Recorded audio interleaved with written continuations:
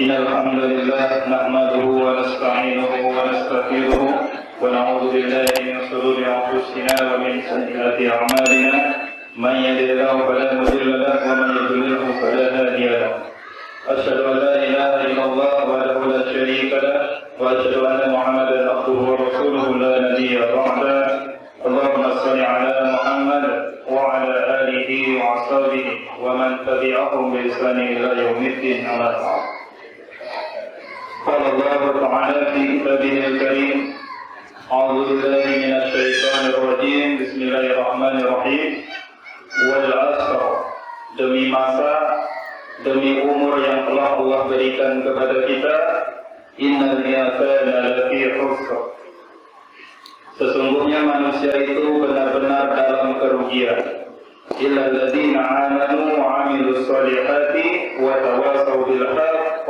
wa tawassaw bis sabr kecuali orang-orang yang beriman dan mengerjakan amal saleh dan saling nasihat menasihati dalam kebenaran dan saling nasihat menasihati dalam kesabaran. Bapak Ibu jamaah salat Isya dan Tarawih yang dirahmati Allah Subhanahu wa taala.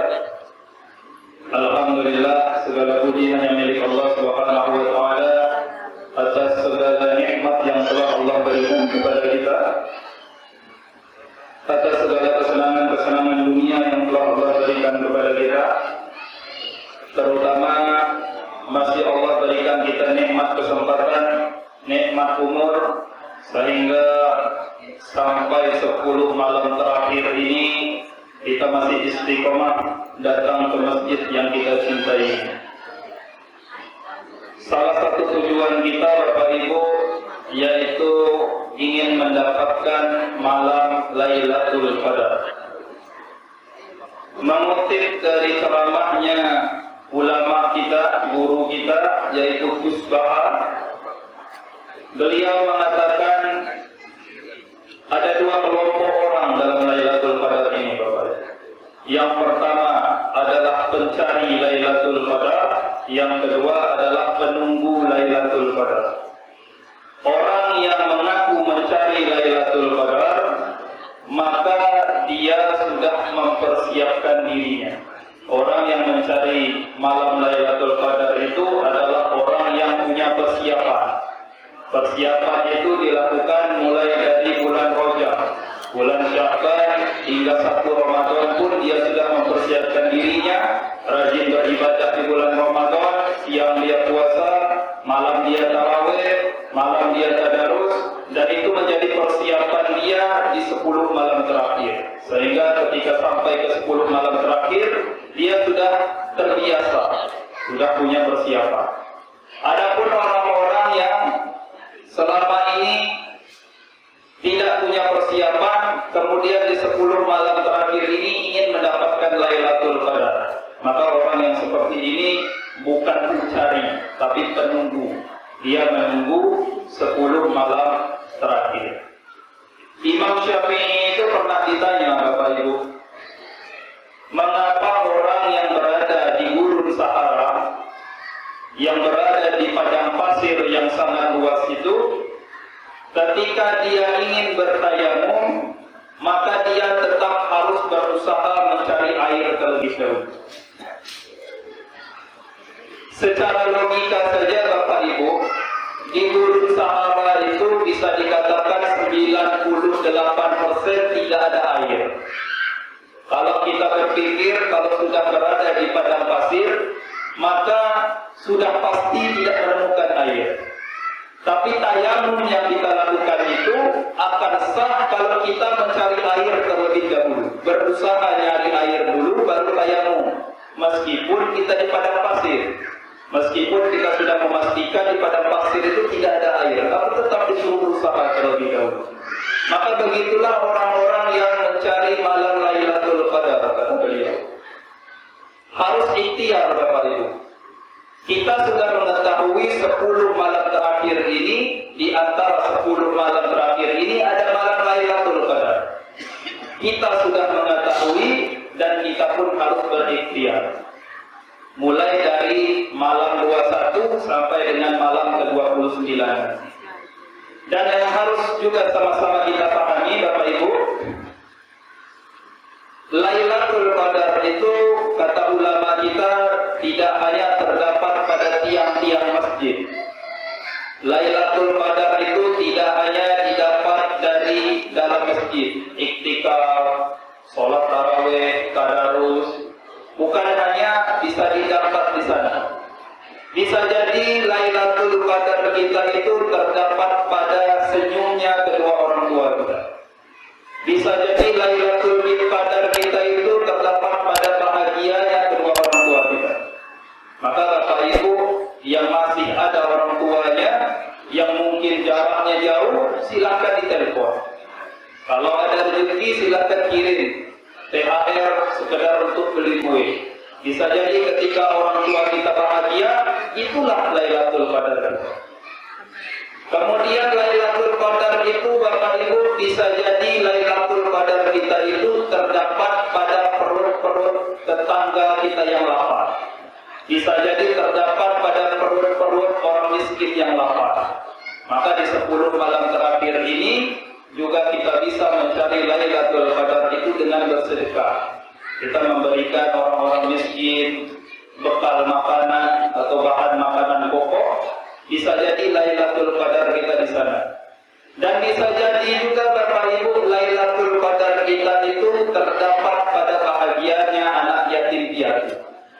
Mungkin beberapa hari ini anak yatim piatu bersedih hati karena teman-temannya sudah membeli baju lebaran, sudah beli sendal baru, sudah beli peci baru. Tapi anak yatim piatu tidak bisa mendapatkan itu karena tidak ada uang dan tidak punya orang tua lain. Maka Bapak Ibu bisa kita cari Lailatul Qadar itu dari sana, Bu. Kita keluarkan uang kita bisa membelikan baju lebaran, menyenangkan anak-anak yatim piatu. Jadi Lailatul Qadar itu bukan hanya tempatnya di masjid, bisa jadi Lailatul Qadar kita terdapat di luar masjid. Kemudian Bapak Ibu yang dirahmati Allah Subhanahu wa taala, bulan Ramadan ini Bapak Ibu selain disebut sebagai bulan penuh ampunan, disebut juga sebagai bulan diturunkan Al-Qur'an, bulan Ramadan ini juga disebut sebagai bulan perperangan. Karena banyak sekali dalam sejarah Islam perang-perang yang terjadi pada bulan Ramadan. Dan kita pun Bapak Ibu sudah 30 hari berperang. Berperang melawan rasa malas dalam beribadah, berperang melawan hawa nafsu kita, berperang melawan tangan kita agar tidak bermaksiat, mata kita agar tidak bermaksiat. Kita berperang melawan kaki kita untuk tidak melangkah ke tempat maksiat.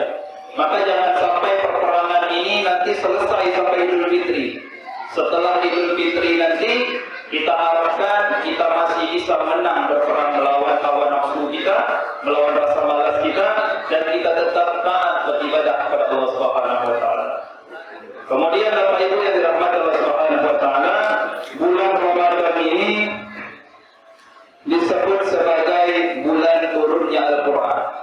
Kalau kita lihat Bapak Ibu sebenarnya masih banyak terjadi kebingungan karena nuzul Quran itu diperingati tanggal 17. Tapi kalau dilihat dari surah Al-Qadar disebutkan turunnya pada malam kemuliaan, malam Lailatul Qadar, malam di 10 malam terakhir.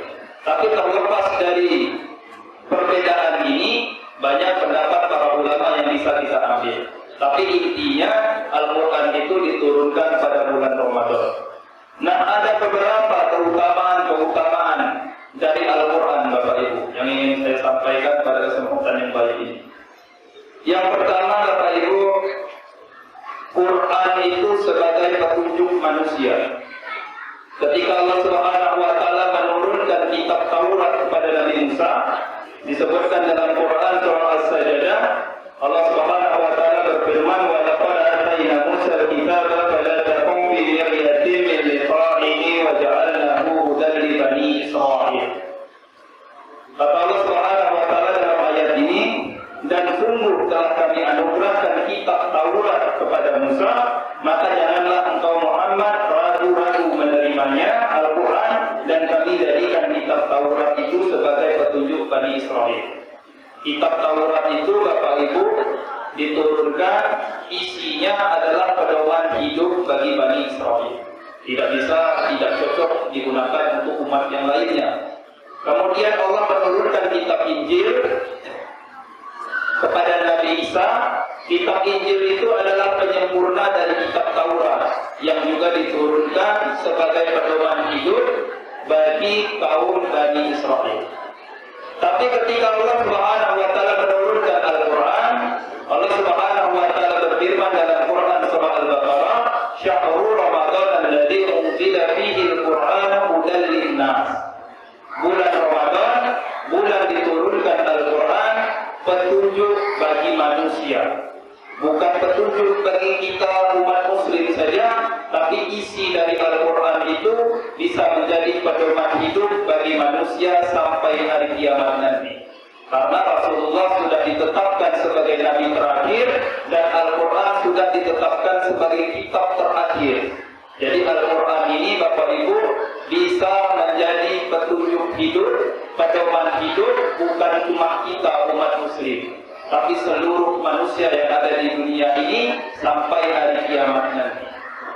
Dan yang kedua Bapak Ibu, lebih khusus lagi dalam Quran surah Al-Baqarah, Allah Subhanahu wa taala berfirman, "Dzalikal kitabu la raiba fihi hudan lil muttaqin." Kata Allah, kitab Al-Quran tidak ada keraguan padanya, petunjuk bagi mereka yang bertakwa. Al-Quran ini adalah petunjuk kita Bapak Ibu. Jadi sangat aneh rasanya kalau ada di antara kita ini mengatakan, menginginkan, ingin selamat dunia akhirat, ingin bahagia dunia akhirat, tapi petunjuknya tidak dibaca. Kalau Bapak Ibu ingin berangkat ke Jakarta, belum pernah bawa mobil sendiri ke Jakarta, tinggal buka Google Map, tinggal ikuti petunjuk Google Map, bisa sampai ke Jakarta. Jadi Bapak Ibu, kalau kita ingin selamat dunia akhirat, ingin bahagia dunia akhirat, maka bacalah petunjuk kita, yaitu Al-Quran. Al-Quran sebagai petunjuk kita. Kemudian Bapak Ibu yang dirahmati Allah Subhanahu wa taala, yang selanjutnya Al-Quran ini dalam hadis riwayat Bukhari disebutkan, Utsman bin Affan radhiyallahu taala anhu berkata bahwa Rasulullah sallallahu alaihi wasallam bersabda, sebaik-baik orang di antara kalian adalah yang belajar Al-Quran dan mengajarkannya. Maka Bapak Ibu, bukan hanya kita belajar dalam Al-Quran, tapi setelah kita belajar, marilah kita mengajarkan Al-Quran itu. Kalau Bapak Ibu bisa baca Al-Quran, Bapak Ibu turunkan kepada anak-anak kita. Dan itu pahalanya luar biasa sekali Bapak Ibu. Kita ambil contoh saja surah Al-Fatihah. Kalau anak kita tahu surah Al-Fatihah itu dari kita, maka ketika dia sholat nantinya, ketika dia membaca surah Al-Fatihah itu, maka pahalanya akan tetap mengalir meskipun kita sudah meninggal dunia. Maka Bapak Ibu, dengan Al-Quran ini, mari kita belajar, membaca, memahaminya, mengamalkannya, dan kita juga mengajarinya, mengajari orang lain tentang Al-Quran. Bapak Ibu yang dirahmati Allah Subhanahu wa taala, mungkin hanya ini yang dapat saya sampaikan. Semoga bermanfaat bagi kita semua. Lebih dan kurang saya mohon maaf. Pada Allah